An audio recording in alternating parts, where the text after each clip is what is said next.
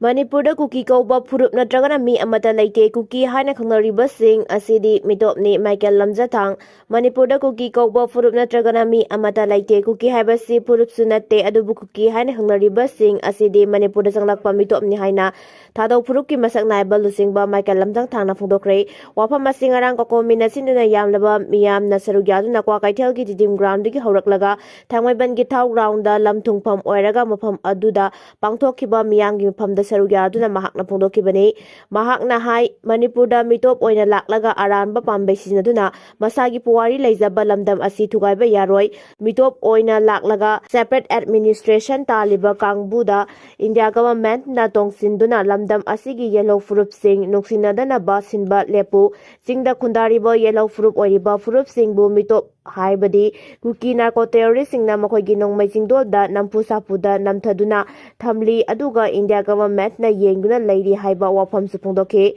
Manipur na India da tinkibadagi furup si nungsi sanana leminaramba amasung hipminaramba adu India government na amaga nungsinadana honaduna lakli hainasu mahakna union laingakta maral siraduna hai India government na Kuki khulai paiba lalhauba sing sizinaduna lamdamasigi mioi lak kontra henbabu awaba saiteng piri haike Manipur kansi hairabadi maihorol-dagi Manipurda nungsisanana laiminarakpa furup sing asi miyamna mayek sengna khangba sangi Manipurgi park sauba square kilometer 22,327 asi kansi hairabadi ting tam khaidana amaga nungsisanana hingminasi loirena yelhau mi singi marakta sanglaklaga furup masen nungsinadana silaba mitop sing handoknaba NRC gumba sana halaga state asidadi chana hankiba mathau tai haike loirena yellow furup sing na nungsi sarana amata oina lairaba matamda political influence natragana hiram amatada Manipur thugaiba ngamloi Manipurdagi separate administration taliba sing asigi mathakta India lengana action lawkhatpa mathau tai haike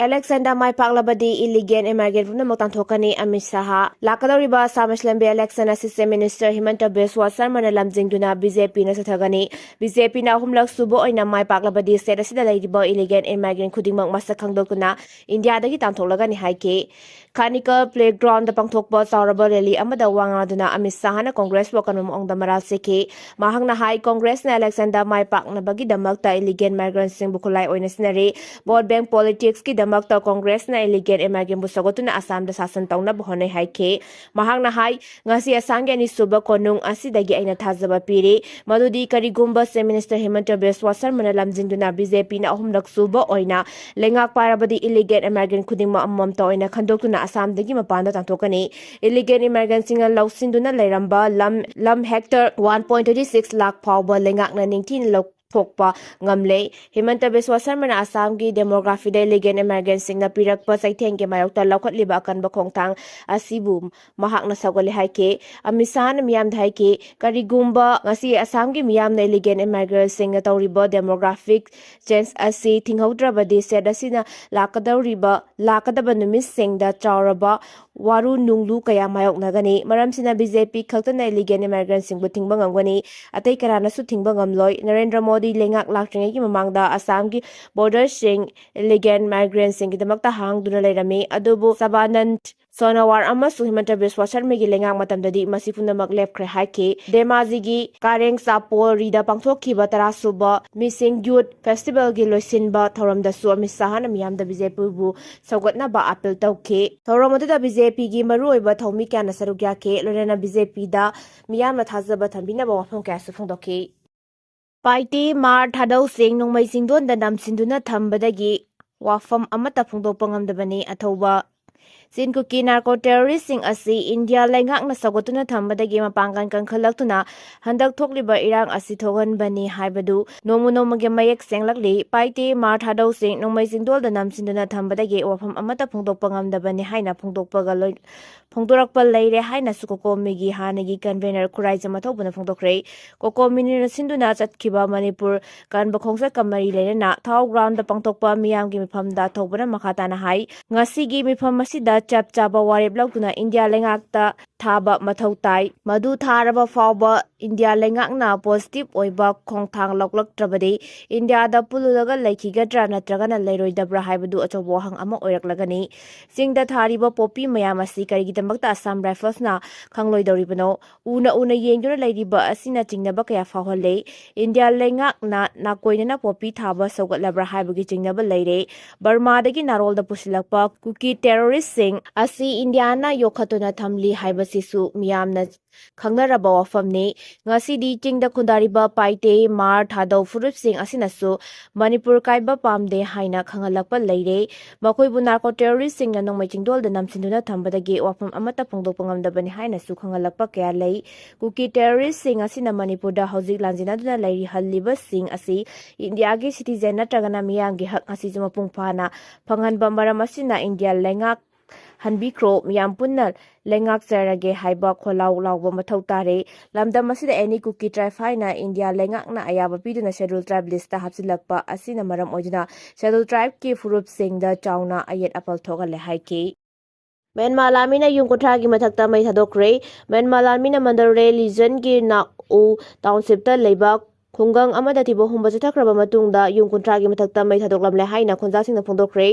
sunta lanmi gi kalamna tha asigi kunipan da madale region gi manungda leiba kyokpin kan village ta changsilakibaga loinana numijungba matung pung kothraga minute numijungba matung pung ohunga minute kuntra taba matamda khungang aduda landaba haurakibani numina dumakta da kalam adugi lanmi sing aduna khungang adugi yum kuntrani toi mai thadoklamani hairi khungang aduda leiba khunja sing numidangi matamda loinamak lanjinakre hairi UIDAI na sahi verify tawbal hennaba F hawdokre Unique Identification Authority of India UIDAI na Distant Personal Data Protection Act DPDP Act ki makhada chahi verify tawbagi thabak thoramsing komanaba anouba Aadhaar app ama launch tawkre hairiba anouba application asida henba data amata share tawdana sahi verify tawba yargani haina lengaki senior official amana nungtigi pongba national delhi amada phongdurakli lengaki maikaidagi angangsingna application amasung social media platform sing sijinnabagi mathakta akanba section tharang laukhatlingai marak asida sahi verify tawba haiba asi online games e-commerce na singba kayada yamna maru oiba thabak ama oirakli tha asigi kunipan da anouba application asi launch tawbagi thoramda Ministry of Electronics and Information Technology ki Secretary S. Krishna na phongdokkibada lengak asina Aadhaar authentication asi good governance rules lisingani kul makhada Aadhaar authentication asi yamna section ba ongda sijanaba yahangadoribani mahakna makha taraduna DPDP Act ki makhada chahi verify tawbuki thabak thoram sing adu ahenba data share tawdana yahangadoribani masina cheda namthokpa Aadhaar sinabagi khongthang hantaragani distant verification tawguna service provide tawbagi kanaba su leiragani Gazada Ijarena Chathakiba air strike da miyoi kuntra hatkre sibagi masing makhatana hengalakpa yana leiri Israel gi maikaidagi thakara asit chatharaki air strike ki manungda khwaidagi tamthiba ama oina mayum makai thadoktuna chelaktuna leiriba Sheikh Radhawan gi police station amada target tawraktuna yamdrabada Palestine macha kontra hatkre makhatana sibagi masing adu hengalakpa yana leiri Israel amasung Gaza ani ki marakta yamna asonba ceasefire ama leiringai marak asida ngarang Gaza gi nongchup thamba city aduda air strike adu chatharakpani air strike aduna police station da pankibadagi officer amasung makoina faduna leba miyoi tara sike loinana tent ta khanduna station adugi mathakta leiriba lajenariba miyoi gi imung manunggi marakta su asi ana adu thokibani atopa strike amana Gaza city gi apartment aduda parmbadagi angang ahum amadi nupi ani sike aduga kha thangba Gaza da leiriba Khan Yunus ta chathakiba air strike amadana miyoi taret hatke sikraba ahum amagi makhura amana phongdorakpada ceasefire di lauthoi adubu mara leijadraba angang sing adu haliba karigino aikoina kari asoiba yaukibage haina pendaba kaya pawge agency da phongdorakli Israel gi military gi maikeri gi phongdorakpada mamang sahi October thada leikiba ceasefire dugi matung inna mafam adu kha thangba Rafa gi mafam adu makoi gi control makhada leiribani makoina tunnel amadagi khulai paiba miyoi nipan tholakiba adugi pawkhumda air strike sing adu chathakibani hairi air strike asi Gaza gi khwaidagi awang thangba city da leiriba border crossing gi area adu hangdoktuna chathok kasin yahanbagi thabak paikhatpa haugadaba noma walingai da oirakpani ꯄꯟꯕ ꯌꯥꯕꯗꯤ border crossing ꯑꯗꯨ ꯂꯥꯟ ꯍꯦꯛ ꯍꯧꯔꯛꯄꯗꯒꯤ ꯊꯤꯡꯖꯤꯟꯗꯨꯅ ꯂꯥꯛꯈꯤꯕꯅꯤ ꯍꯥꯏꯔꯤ꯫ ꯇꯦꯂꯪꯒꯥꯅꯥ ꯅꯥꯜꯒꯣꯜꯗ petrol ꯑꯦꯇꯦꯛꯇ ꯅꯨꯄꯤ ꯑꯃ ꯃꯩꯅ ꯆꯥꯛꯇꯨꯅ ꯁꯤꯈ꯭ꯔꯦ꯫ ꯇꯦꯂꯪꯒꯥꯅꯥꯒꯤ ꯅꯥꯜꯒꯣꯜꯗ district ꯅꯨꯄꯤ ꯑꯃꯒꯤ ꯄꯦꯇ꯭ꯔꯣꯜ ꯑꯦꯇꯦꯛ ꯑꯃꯗ ꯃꯁꯥꯒꯤ ꯆꯍꯤ 25 ꯁꯨꯔꯕꯤ ꯑꯇꯣꯞꯄ ꯅꯨꯄꯤ ꯑꯃ ꯁꯤꯈ꯭ꯔꯦ ꯍꯥꯏꯅ ꯊꯥꯡꯖ ꯅꯨꯃꯤꯠꯇ ꯄꯨꯂꯤꯁꯅ ꯐꯣꯡꯗꯣꯛꯈ꯭ꯔꯦ꯫ ꯏꯔꯥꯏꯒꯤ ꯅꯨꯃꯤꯠ ꯌꯨꯡꯕ ꯃꯇꯨꯡꯗ ꯄꯨꯂꯤꯁꯅ ꯃꯐꯝ ꯑꯗꯨꯗ ꯊꯨꯡꯂꯈꯤ ꯑꯃꯁꯨꯡ ꯏꯟꯚꯦꯁꯇꯤꯒꯦꯁꯟ ꯑꯃ ꯆꯠꯊꯈꯤ꯫ ꯃꯤꯍꯥꯠ ꯑꯗꯨꯒꯤ ꯋꯥꯈꯜꯂꯣꯟꯒꯤ ꯃꯔꯝ ꯍꯧꯖꯤꯛꯁꯨ ꯈꯪꯕ ꯉꯝꯗ꯭ꯔꯦ꯫ ꯄꯨꯂꯤꯁ ꯑꯣꯐꯤꯁꯤꯌꯦꯜ ꯑꯗꯨꯒꯤ ꯃꯇꯨꯡ ꯏꯟꯅ ꯅꯨꯄꯤ ꯑꯃꯅ ꯑꯇꯣꯞꯄ ꯅꯨꯄꯤ ꯑꯃꯗ ꯄꯦꯇ꯭ꯔꯣꯜ ꯍꯩꯖꯤꯜꯂꯒ ꯃꯩ ꯊꯥꯕꯗ ꯅꯨꯄꯤ ꯑꯗꯨ ꯆꯥꯛꯇꯨꯅ ꯁꯤꯈ꯭ꯔꯦ ꯍꯥꯏꯕ ꯄꯥꯎ ꯑꯩꯈꯣꯏꯅ ꯐꯪꯈꯤ꯫ ꯀ꯭ꯔꯥꯏꯝ ꯁꯤꯜ ꯇꯤꯝꯁꯤꯡꯒ ꯂꯣꯏꯅꯅ ꯑꯩꯈꯣꯏꯅ ꯃꯐꯝ ꯑꯗꯨꯗ ꯊꯨꯡꯈꯤ ꯑꯃꯁꯨꯡ ꯍꯤꯔꯝ ꯑꯗꯨ ꯊꯤꯒꯠꯂꯤ ꯍꯥꯏꯔꯤ꯫ ꯑꯣꯔꯤꯁꯥꯗ ꯇ꯭ꯔꯛꯅ ꯃꯣꯇꯣꯔꯁꯥꯏꯀꯜ 3 ꯇꯛꯄꯗ ꯃꯤꯑꯣꯏ 5 ꯁꯤꯈ꯭ꯔꯦ, 3 ꯁꯣꯛꯈ꯭ꯔꯦ꯫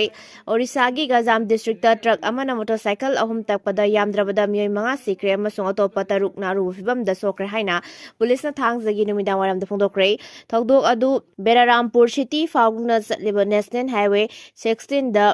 ꯍꯜꯗꯤꯌꯥꯄꯥꯗꯥꯗ ꯊꯣꯛꯈꯤꯕꯅꯤ꯫ ꯇ꯭ꯔꯛ ꯑꯗꯨ ꯅꯦꯁꯅꯦꯜ ꯍꯥꯏꯋꯦ ꯑꯗꯨꯒꯤ ꯑꯔꯥꯟꯕ ꯅꯥꯀꯜꯗ ꯊꯧꯔꯛꯈꯤ ꯑꯃꯁꯨꯡ ꯊꯣꯡ ꯑꯗꯨꯗ ꯊꯦꯡꯒꯥꯏꯗ꯭ꯔꯤꯉꯩꯒꯤ ꯃꯃꯥꯡꯗ ꯃꯣꯇꯣꯔꯁꯥꯏꯀꯜ 3 ꯑꯃꯒꯤ ꯃꯊꯪꯗ ꯑꯃꯗ ꯇꯛꯈꯥꯏꯈꯤ ꯍꯥꯏꯅ ꯊꯧꯗꯣꯛ ꯑꯗꯨ ꯎꯍꯧꯕ ꯃꯤꯑꯣꯏꯁꯤꯡꯅ ꯍꯥꯏꯈꯤ꯫ ꯃꯐꯝ ꯑꯗꯨꯃꯛꯇꯗ ꯃꯤꯑꯣꯏ 4 ꯁꯤꯈꯤ ꯑꯃꯁꯨꯡ ꯀꯣꯟꯅ ꯑꯃ ꯁꯤꯈꯤ꯫ ꯈꯣꯡꯅ ꯆꯠꯂꯝꯕ ꯈꯔ ꯌꯥꯎꯅ ꯑꯁꯣꯛꯄꯁꯤꯡ ꯑꯗꯨ MKCG ꯃꯦꯗꯤꯀꯦꯜ ꯀꯣꯂꯦꯖ ꯍꯣꯁꯄꯤꯇꯥꯜꯗ ꯄꯨꯈꯠꯈ꯭ꯔꯦ꯫ ꯄꯨꯂꯤꯁꯀꯤ ꯃꯇꯨꯡꯏꯟꯅ ꯌꯥꯡꯅ ꯊꯧꯔꯛꯈꯤꯕ ꯇ꯭ꯔꯛ ꯑꯗꯨꯅ ꯕꯥꯏꯛ 3ꯗ ꯊꯣꯝꯈꯤ ꯑꯃꯁꯨꯡ ꯃꯈꯣꯏ ꯑꯗꯨ ꯃꯤꯇꯔ 200 ꯔꯣꯝ ꯆꯦꯟꯗꯨꯅ ꯄꯨꯈꯤ꯫ ꯊꯧꯗꯣꯛ ꯑꯗꯨꯒꯤ ꯃꯇꯨꯡꯗ ꯗ꯭ꯔꯥꯏꯚꯔ ꯑꯗꯨꯅ ꯃꯐꯝ ꯑꯗꯨ ꯊꯥꯗꯣꯛꯇꯨꯅ ꯈꯨꯗꯛꯇ ꯆꯦꯟꯈ꯭ꯔꯦ꯫ ꯁꯥꯎꯗꯔꯟ ꯔꯦꯟꯖ IT ꯅꯤꯇꯤ ꯁꯦꯈꯔ ꯃꯐꯝ ꯑꯗꯨꯗ ꯊꯨꯡꯂꯈ꯭ꯔꯦ ꯑꯃꯁꯨꯡ ꯑꯁꯣꯛꯄ ꯃꯤꯑꯣꯏꯁꯤꯡ ꯔꯦꯁꯀ꯭ꯌꯨ ꯇꯧꯕ ꯑꯗꯨ ꯌꯦꯡꯁꯤꯟꯈ꯭ꯔꯦ꯫ ꯇ꯭ꯔꯛ ꯗ꯭ꯔꯥꯏꯚꯔ ꯑꯗꯨ ꯀꯣꯟꯅ ꯐꯥꯈ꯭ꯔꯦ ꯑꯃꯁꯨꯡ ꯏꯟꯚꯦꯁꯇꯤꯒꯦꯁꯟ ꯆꯠꯊꯔꯤ ꯍꯥꯏꯅ ꯃꯍꯥꯛꯅ ꯍꯥꯏꯈꯤ꯫ ꯑꯦꯛꯁ ꯁꯤꯖꯤꯟꯅꯗꯨꯅ CMO ꯑꯣꯔꯤꯁꯥꯅ ꯒꯖꯥꯝ ꯗꯤꯁꯇ꯭ꯔꯤꯛꯀꯤ ꯕꯦꯔꯥꯍꯥꯔꯝꯄꯨꯔ ꯃꯅꯥꯛꯇ ꯁꯥꯊꯤꯔꯕ ꯔꯣꯗ ꯑꯦꯛꯁꯤꯗꯦꯟꯠ ꯑꯃꯗ ꯃꯤꯑꯣꯏ ꯀꯌꯥꯒꯤ ꯄꯨꯟꯁꯤ ꯃꯥꯡꯈꯤꯕ ꯑꯗꯨꯒꯤ ꯃꯇꯥꯡꯗ ꯆꯤꯐ ꯃꯤꯅꯤꯁꯇꯔ ꯃꯣꯍꯟ ꯆꯔꯟ ꯃꯥꯗꯤꯅ ꯑꯋꯥꯕ ꯐꯣꯡꯗꯣꯛꯈ꯭ꯔꯦ ꯍꯥꯏꯔꯤ꯫ ꯂꯩꯈꯤꯗ꯭ꯔꯕꯁꯤꯡꯒꯤ ꯏꯃꯨꯡ ꯃꯅꯨꯡꯁꯤꯡꯒꯤꯗꯃꯛꯇ ꯑꯃꯃꯝꯒꯤ ꯑꯣꯏꯅ ꯆꯤꯐ ꯃꯤꯅꯤꯁꯇꯔꯒꯤ ꯔꯤꯂꯤꯐ ꯐꯟꯗꯒꯤ ꯂꯨꯄꯥ ꯂꯥꯈ 4ꯒꯤ ꯀꯝꯄꯦꯟꯁꯦꯁꯟ ꯑꯃꯁꯨ ꯆꯤꯐ ꯃꯤꯅꯤꯁꯇꯔꯅ ꯂꯥꯎꯊꯣꯛꯈ꯭ꯔꯦ ꯍꯥꯏꯅ CMO ꯑꯣꯔꯤꯁꯥꯅ ꯍꯥꯏꯈꯤ꯫ ꯑꯦꯛꯁꯤꯗꯦꯟꯠ ꯑꯗꯨꯗ ꯃꯤꯑꯣꯏ 5 ꯁꯤꯈꯤꯕ ꯑꯗꯨꯒꯤ ꯃꯇꯥꯡꯗ ꯂꯤꯗꯔ ꯑꯣꯐ ꯗꯤ ꯑꯣꯄꯣꯖꯤꯁꯟ ꯑꯃꯁꯨꯡ BJD ꯄ꯭ꯔꯁꯤꯗꯦꯟꯠ ꯅꯕꯤꯟ ꯄꯇꯅꯥꯌꯛ ꯑꯃꯁꯨꯡ ꯌꯨꯅꯤꯌꯟ ꯃꯤꯅꯤꯁꯇꯔ ꯙꯔꯃꯦꯟꯗ꯭ꯔ ꯄ꯭ꯔꯙꯥꯟꯅ ꯇꯣꯉꯥꯟ ꯇꯣꯉꯥꯟꯕ ꯁꯣꯁꯤꯌꯦꯜ ꯃꯤꯗꯤꯌꯥ ꯄꯣꯁꯠꯁꯤꯡꯗ ꯑꯋꯥꯕ ꯐꯣꯡꯗꯣꯛꯈ꯭ꯔꯦ꯫